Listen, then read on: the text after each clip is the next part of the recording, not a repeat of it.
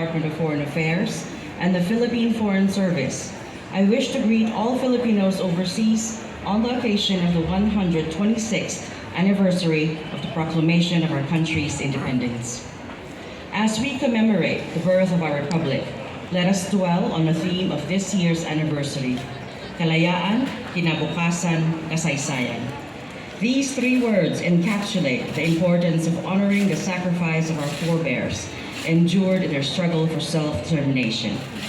These three words are a call for us to safeguard the gains of their victory in 1898, which allows us to enjoy the fruits of freedom and democracy today. Perhaps most importantly, kalayaan, kinabukasan, kasaysayan should be a constant reminder of the significance of the continuing task of nation building which lies before us. For while our founding parents gained our independence through weapons and an extraordinary amount of grit, we are called to employ innovation, ingenuity, and perseverance to build a thriving democracy firmly on the path to lasting, broadly shared progress.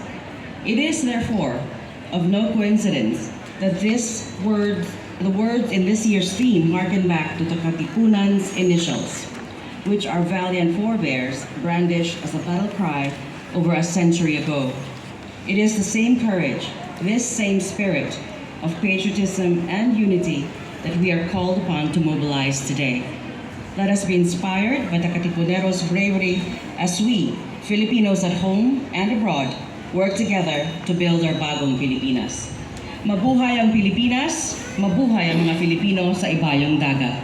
Pasay City, 12 June 2024. Mabuhay!